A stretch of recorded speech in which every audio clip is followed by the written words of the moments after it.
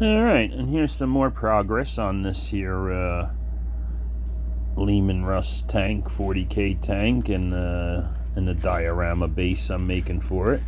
It's a gift from my dad.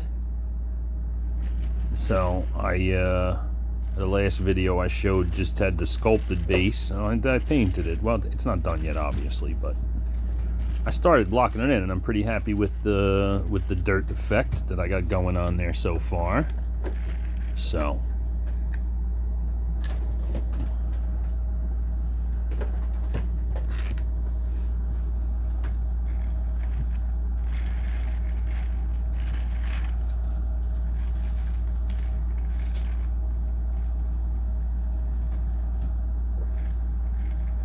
I mean, you know, I still got to go back and touch up all the little things in the dirt, but it's getting there.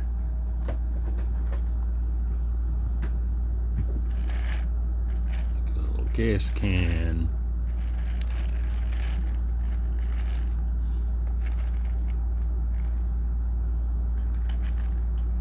Once my water comes in, I think my water effect is supposed to be arriving tomorrow, my puddle stuff. So once that arrives, I'll start doing that riverbed in a little bit. I chose a wood plaque that's bowed slightly this way. The sides are the higher than the middle. And I'm hoping that this isn't going to be like a running river. It's basically going to be like a muddy creek bed. So I'm going to put a little tiny bit of this puddle stuff that I got coming and see how it looks from there. I don't think I'm going to have to build dams on the side because it's not going to be elevated. It's probably just going to be wet in the middle kind of looking. And then if I need to, I have more of the wet mud, so I can just go back and build up here with the wet mud and build up where I like, you know. Anyway, so I got to do that. Hopefully that'll be in tomorrow. But otherwise, I'm quite happy with it for I mean, at this point, it's a stippled on mud effect instead of priming it, because that stuff grabs on like crazy. I put that in the riverbed to build up, because the more you put, you can actually build up with it. It's got like dirt grit in it. It's great stuff. The first time using it, I love it already. I got multiple things I think I could use it for. Well, I went downstairs once that was good and dry, and when I was sculpting the Magic Sculpt base, I use hand lotion to smooth it.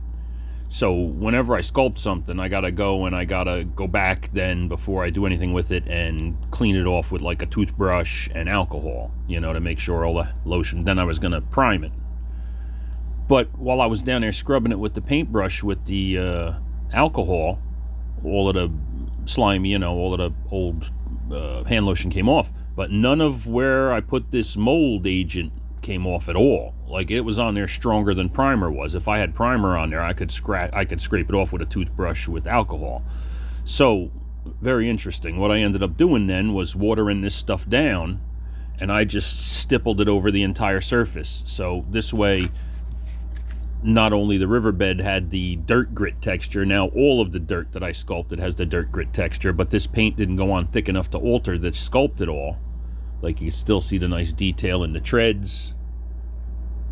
Great stuff. Very impressed. So I covered the whole thing with that, let it dry, and then I just went back with the wrought iron gray and real dark brown mix and based it in, stippled it, and then went back with some like red brown and dry brushed that while it was still wet. And did that a couple times, and then went over it with some rust juice, my RUSTALL, which is one of the greatest products I ever used. You could look that up. It's like RUSTALL.com, I think. And this dude makes this stuff, and it's not expensive. And oh my God, I love it. One of my favorite things. It works as mud. It works as dirt. It works as rust. If you put it over a really silvery surface, it makes it look so much like metal, and the more you put on, the more you can make it look like rust. But even it just gives a sheen to silver paint that makes it look metally. Those are my favorite stuff. I'm using that for years. But anyway, so there you go. And this is the new stuff here. How do you say it, Jen? Vallejo. Vallejo. I keep calling it Vallejo. It's a Vallejo. I haven't never used their products before, but I've heard very good things. I know a lot of people that use their paint and like it. But once I saw these like modeling effects they do, like the water and all the stuff, I decided to try it. And from the little bit I've used it, I love it. I'm blown away by it. So there you go. A nice quick. I mean, I sculpted this yesterday. I just did it at a, I just said, what the heck, let me do it with the Magic Sculpt and roll in a tinfoil ball over a fresh Magic Sculpt Fast and gave it an awesome texture. Then I stuck all my bits in and then went back and, pushed the Magic Sculpt while it was still drying to make it look like it's actually in there and not just pressed in.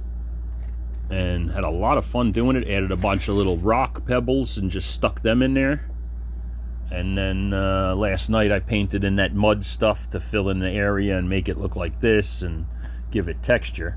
That dried overnight. And then this morning I painted this with the wash of the mud work and then wrought iron and brown and then a red-brown wash and another red-brown wash, or the dry brush. And then a wash of the RUSTALL juice. Now from here I'll go and tweak it. I'll take some darks and wash in some dark black ink washes into some of his areas to darken it up a little bit, and maybe dry brush it a bit to give it a little bit of variety and show off the textures. And then I'll go and paint these, touch up the pieces that are stuck in there so there's some variety. And there you go. And then once my water arrives, I'll do my brook. But very happy with it. I'm building one. This one's for my father. Now I'm building one for Jen's dad, and now I can't wait to build a third one for myself to get it on my shelf. But that's not a problem because I've got a plethora of tanks and the wings waiting. So there you go. Thanks for looking. Have a good one out there. Later.